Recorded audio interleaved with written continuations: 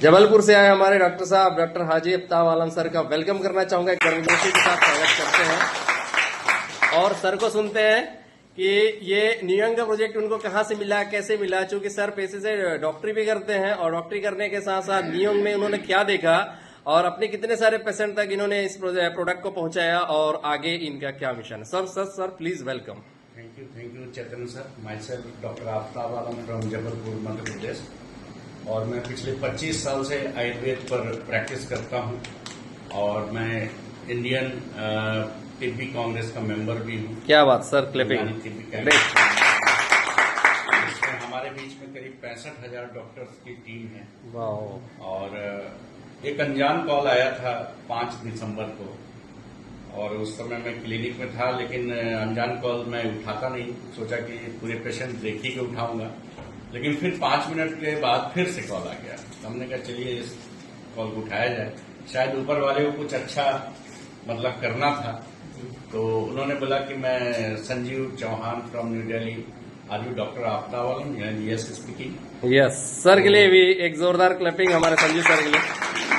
तो उन्होंने बोला आपका नंबर हमें कहीं से मिला है, बट बताऊंगा नहीं कि किसने नंबर दिया है। मैंने कोई बात नहीं सर, आप बात कीजिए, मैं सुनने को तैयार हूं।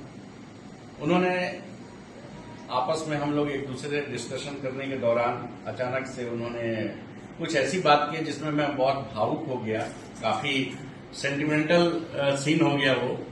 तो उन्होंने बोला डॉक्टर साहब अगर मुझ पर यकीन है तो आप हमें 17,100 रुपये दे दीजिए।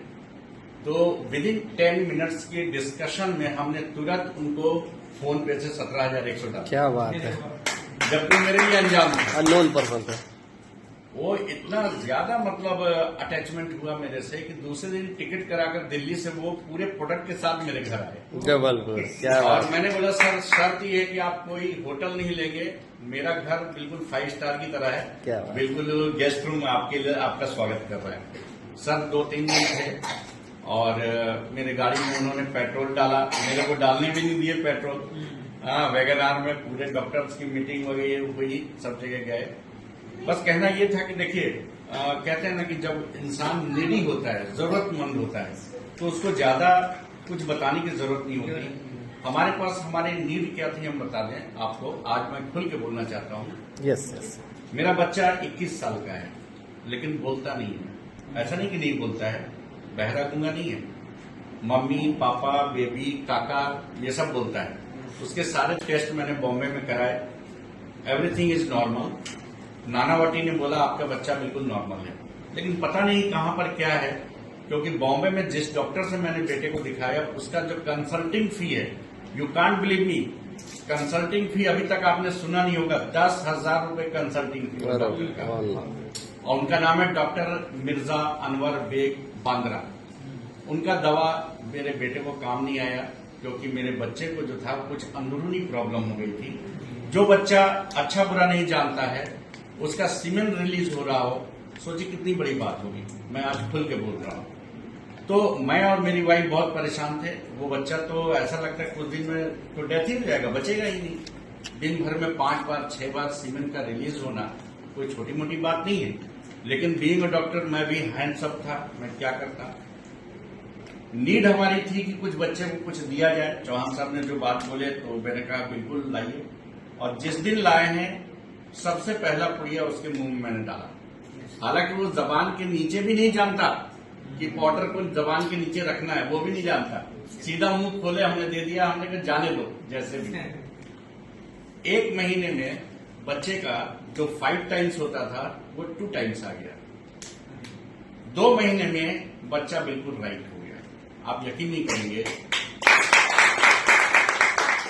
जिस बच्चे का सीमेन रिलीज हो वो बच्चा कमजोर होगा। मैंने कश्मीर से 1 किलो 2 किलो नहीं 10 किलो अखरोट मंगाया, सारे ड्राई फ्रूट्स देता था सर, क्योंकि मैं एक ही इकलौता बेटा है, मेरे बुढ़ापे की लाठी है, तो मैं कैसे वो करूंगा। मिसेज बहुत ज्यादा टेंशन में थी, लेकिन थैंक्स ऊपर वाले को और चौहान साहब को, हमारे लिए अननोन थे।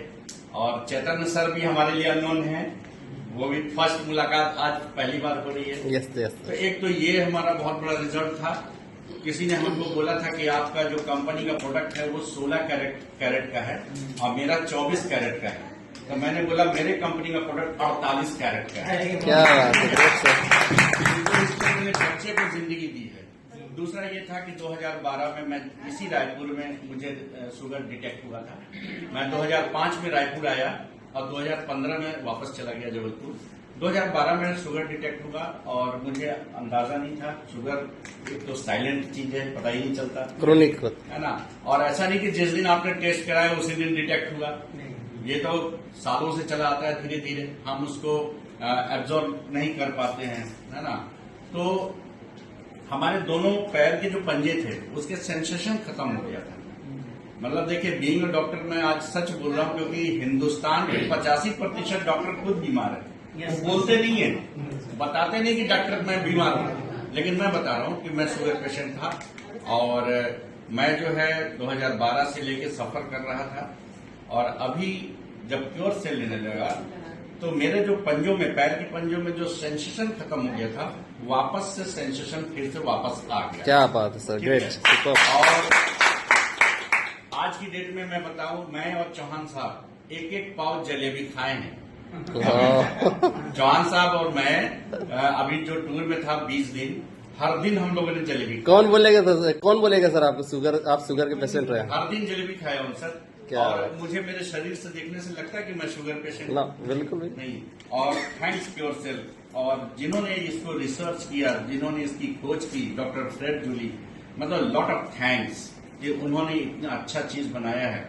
और डाउट नहीं करना है, डाउट नहीं करना है, क्योंकि आपको मैं बता दूं, मैं एक डॉक्टर हूं।